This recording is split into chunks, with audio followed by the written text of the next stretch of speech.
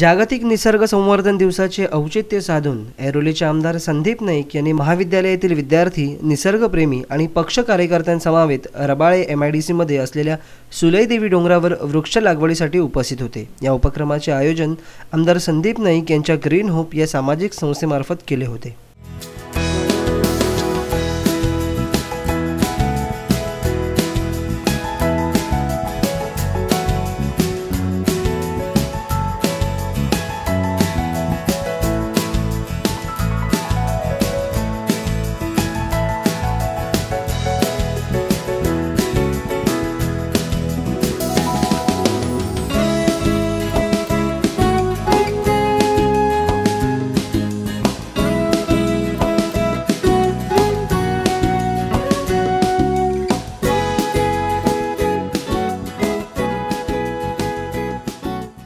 आपल्या उज्ज्वल भविष्यासाठी निसर्ग संवर्धन हा बहुमोल उपदेशही आमदार संदीप नाईक यांनी यावेळेस विद्यार्थ्यांना केला।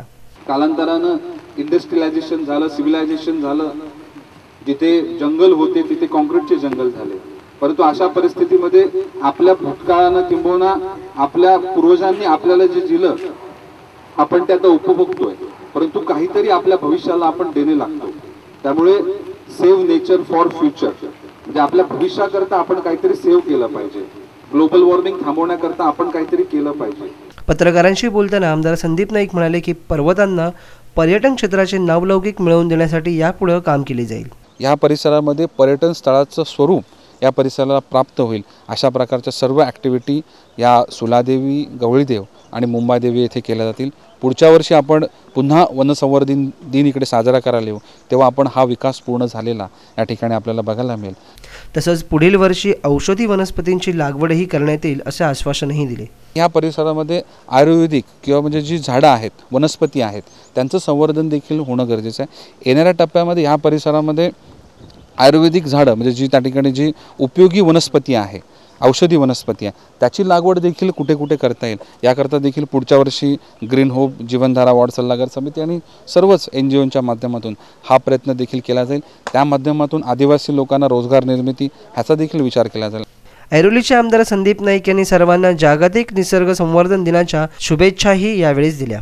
मी वनसंवर्धन दिनानिमित्त मी सगळ्यांना एवढंच सांगेन की आपण आपल्या भविष्याकरता निश्चित प्रकारे आपण लक्ष देणं गरजेचं आहे आणि नवी मुंबईकरता आपला संकल्प आहे किमान एक व्यक्ती जर नवी मुंबईत आहे तर किमान आपण 10 झाडं आपल्या या भविष्याकरता त्या ठिकाणी लावणं गरजेचं आहे।